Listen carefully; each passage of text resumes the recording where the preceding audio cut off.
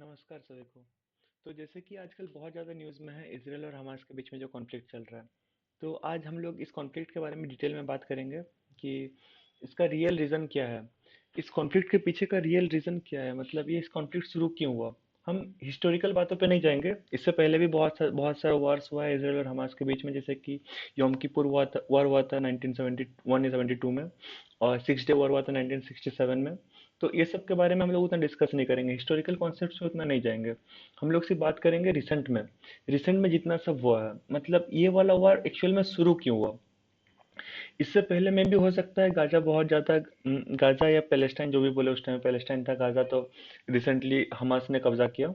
तो उस टाइम में बहुत सारे रिलीजियस रीजंस था, लेकिन क्या अभी बहुत सारे रिलीजियस रीजंस है। अभी अभी मेरा जहाँ तक मानना है कि रिलीजियस रीजंस नहीं है उतना ज़्यादा।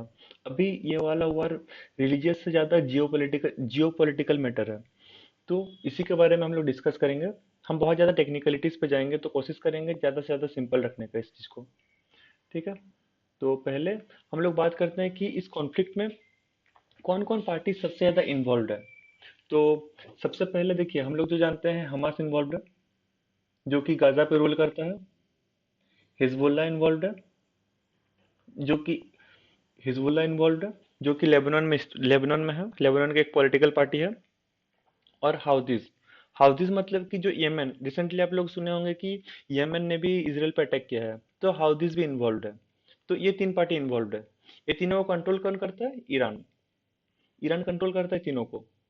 और आप लोग को ये भी पता होगा कि हाउथीज और हिजबुल्ला जो है, इनको रसिया भी फंडिंग करता है, रसिया भी फंडिंग करता है, और कहीं ना कहीं बैक सपोर्ट इनका चाइना का भी है इनके ऊपर में। तो अभी हम लोग इसके बारे में बाद में बात करेंगे, अभी बस आपको बता दे रहे हैं इसके बारे में।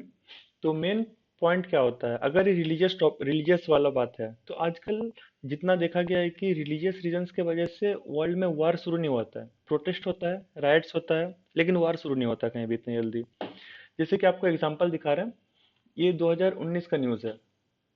China is reportedly sending men to sleep with in the same beds as Uyghur Muslims women while their husbands are in prison camps।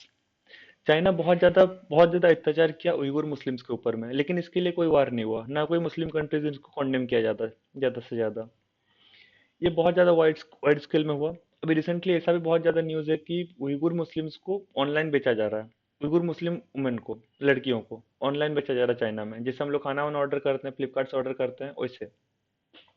और ये भी एक तो 2020 का न्यूज है। Chinese authorities demolish mosque in Xinjiang province, build a public toilet.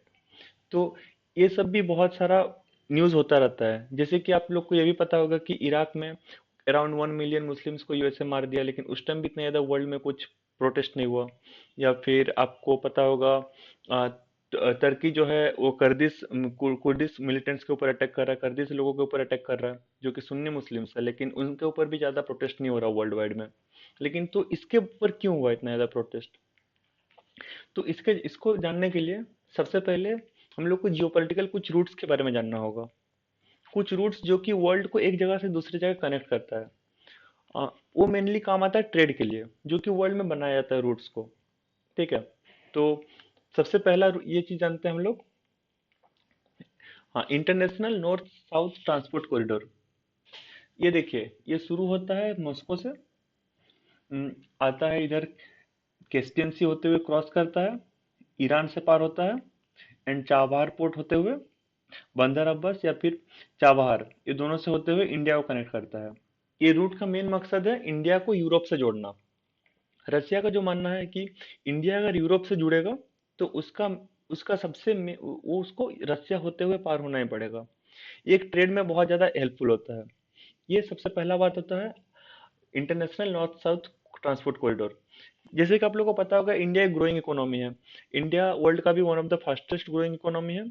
और India का growth continuously बढ़ता रहेगा।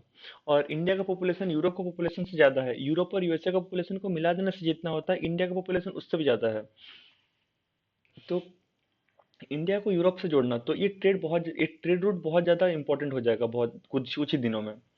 और ये जो है चाबहार पोर्ट, यहाँ रसिया का ये भी प्लान था कि चाइना जो है, चाइना अपना सामान को जितना माल है यहाँ लाके चाबहार से होते हुए रसिया थ्रू यूरोप में भेजेगा। क्योंकि देखिए अभी का जो एग्जिस्टिंग ट्रेड रूट है वो सुएज कैनल होते हुए पार होता है, और यहाँ बहुत ज़्यादा जाम रहता है और ये बहुत ज़्यादा टाइम टेकिंग भी है। तो यहाँ से क्रॉस करना बहुत ज़्यादा टाइम टेकिंग होता है और ट्रेड बहुत स्लो चलता है। और या फिर आपको रसिया होते हुए उधर रसिया होते हुए क्रॉस करना पड़ेगा, जो कि अगेन एक तो बहुत ही ज़्यादा लंबा रूट हो जाएगा। तो ये एक तो ट्रेड चैनल है, ट्रेड कॉरिडोर है, जो कि रसिया बनाया है, international north south transport corridor. ठीक है, ये वाला है, एक तो आप पॉइंट समझ लीजिए। उसके बाद चाइना का भी होगा, आप लोग सुने होंगे belt and road initiative, BRI project जिसको बोलते हैं। वो बीआरआई प्रोजेक्ट कहाँ से पार होता है? बीआरआई प्रोजेक्ट चाइना से शुरू होता है, और ये आपका सेंट्रल एशियन कंट्रीज होते हुए ईरान एंड तुर्की, ये होते हुए पार होता है। तो जैसे कि इसमें भी आप लोग देखिए, इसमें भी ईरान होते हुए पार हो रहा है, इसमें भी ईरान एंड तुर्की होते हुए पार हो रहा है। जैसे कि आप लोग अभी रिसेंटली सुने होंगे तुर्की बहुत ज्यादा इन्वॉल्व है इस कॉन्फ्लिक्ट में। तुर्की भी बहुत ज्यादा इन्वॉल्व इस कॉन्फ्लिक्ट में।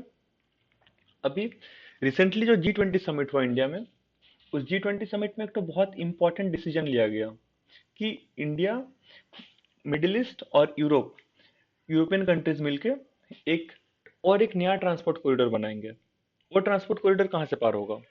वो ट्रांसपोर्ट कॉरिडोर पार होगा आपका, यहाँ से मुंबई से शुरू होगा, सी रूट से पार होते हुए यूएई से, यूएई में जाके पहुंचेगा, यूएई से होते हुए Saudi Arabia, Jordan, Israel and then Europe में जाएगा।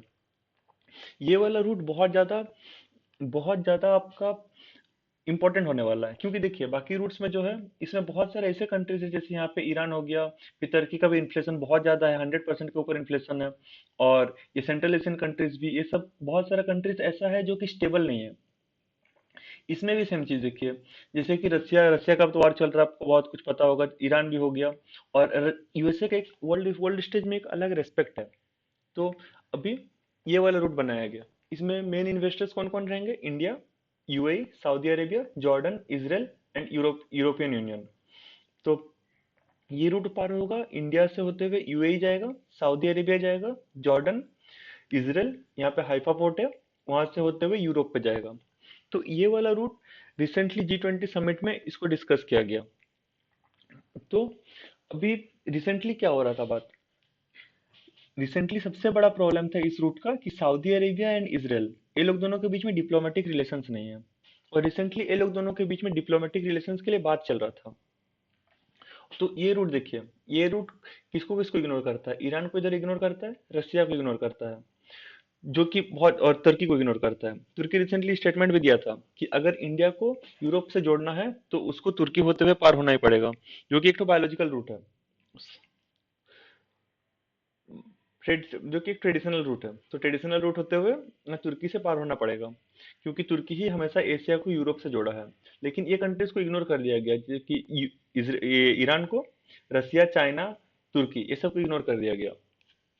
और जैसे कि मैंने आपको पहले भी दिखाया कि यहाँ पर हमास, हिजबुल्ला एंड हाउदीज, ये तीनों को फंड करता है ईरान। ईरान फंड करता है, और हिजबुल्ला और हाउदीज को बहुत ज्यादा फंडिंग आता है, फंडिंग एंड वेपन सप्लाई होता है रशिया से भी, रशिया से भी वेपन सप्लाई आता है। तो अभी इन लोग क्या किया, ये लोग जो सबसे जो बड़ा प्रॉब्लम है इस रूट का सबसे जो बड़ा प्रॉब्लम है कि Saudi Arabia and Iran in Israel के बीच में कोई डिप्लोमेटिक रिलेशंस नहीं है। तो इन दोनों के बीच में रिसेंटली बात चल रहा था, जैसे कि हम सर्च करेंगे।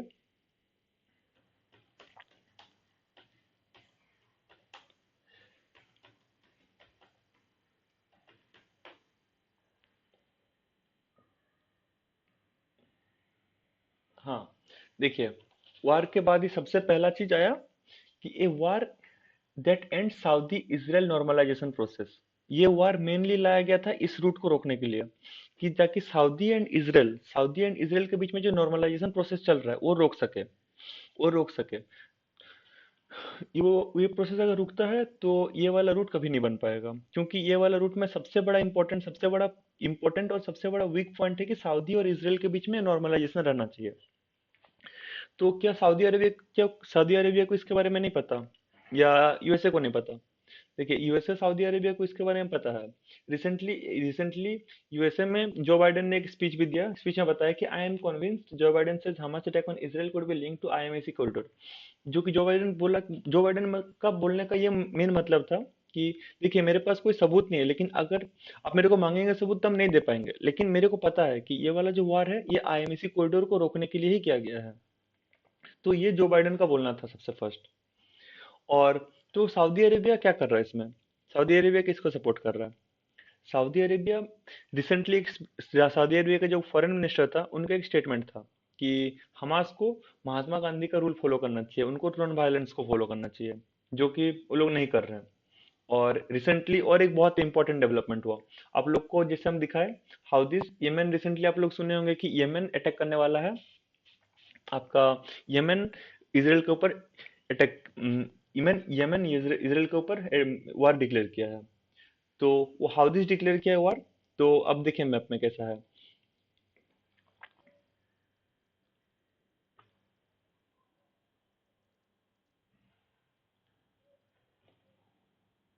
ये हो गया आपका यमन एंड ये हो गया आपका इसराइल। तो यहाँ से अगर वो लोग मिसाइल लॉन्च करते हैं तो ये सऊदी अरेबिया होते हुए क्रॉस होगा, सऊदी अरेबिया ने इन गल्फ कंट्रीज को होते हुए क्रॉस करेगा। तो अभी देखिए रिसेंटली यूएसए ने, हाँ, यूएसए ने बहुत सारे मिसाइल डिफेंस सिस्टम्स को मिडिल ईस्ट में डिप्लॉय किया, जिसमें से थर्ड आता है पेट्रियट मिसाइल डिफेंस सिस्टम्स आता है, जो कि डिप्लॉयड किया गया। Third third battery will be diploid in Saudi Arabia, deploy किया गया सऊदी अरेबिया में। तो सऊदी अरेबिया कहीं ना कहीं अंदर ही अंदर इसराइल को कहीं ना कहीं सपोर्ट कर रहा है, क्योंकि वो यूएसए को अलाउ कर रहा है कि मिसाइल डिफेंस सिस्टम को उसके कंट्री में डिप्लॉय करने के लिए, ताकि वो प्रोटेक्ट कर सके इसराइल को। और ये वार ज्यादा ना फैले और ज्यादा ना फैले, क्योंकि इसराइल के ऊपर एक बार अगर अटैक होता है तो वार बहुत ज्यादा फैलेगा। तो इसीलिए यूएसए ने, सऊदी अरेबिया यूएसए को अलाउ कर दिया अपना कंट्री में मिसाइल डिफेंस सिस्टम डिप्लॉय करने के लिए। और कहीं ना कहीं ये वार में ये वार बहुत ज्यादा रिलीजियस नहीं होके, ये वार बहुत ज्यादा डिप्लोमेटिक टाइप का एक हो, ये वार एक बहुत डिफरेंट टाइप का वार है, जो कि इसलिए लड़ा गया है कि एक डिप्लोमेटिक चीज को, एक जियोपॉलिटिकल चीज को रोका जा सके। और अभी रिसेंटली आप लोग ये भी न्यूज़ सुन रहे होंगे कि जो रसिया और चाइना जो है ये बहुत ज़्यादा बढ़ चढ़ के पैलेस्टाइन को सपोर्ट कर रहे हैं, पैलेस्टाइन और गाजा को सपोर्ट कर रहे हैं। जितना सपोर्ट मिडिल ईस्टर्न कंट्रीज से नहीं आ रहा है, मतलब मिडिल ईस्टर्न नहीं बोलना होगा, बेटर होगा कि गल्फ कंट्रीज बोलेंगे। गल्फ कंट्रीज मतलब हो गया आपका Saudi Arabia, UAE, Qatar. Qatar से आ रहा सपोर्ट, आपका ओमान, कुवैत, ये सब से जितना सपोर्ट नहीं आ रहा उतना ज्यादा सपोर्ट रशिया एंड चाइना कर रहे हैं। जो कि ये चीज को बहुत ज्यादा इसको वेरीफाई करता है कि ये वार कहीं ना कहीं आपका लड़ा गया है उसको रोकने के लिए, वो आईएमसी कॉरिडोर को रोकने के लिए। रिसेंटली बहुत भी आया था चाइना और रशिया की तरफ से, जो कि बोल रहा था कि वो आईएमसी कॉरिडोर के अगेंस्ट में, वो कॉरिडोर अगर बनता है तो कहीं ना कहीं रशिया और चाइना को बहुत ज्यादा लॉसेस होगा। तो ये था मेरा एनालिसिस, आप लोग को कैसा लगा बताइएगा। और ये मेरा पहला वीडियो है, तो हुआ होगा तो कुछ गलती हुआ होगा तो माफ कर दीजिएगा।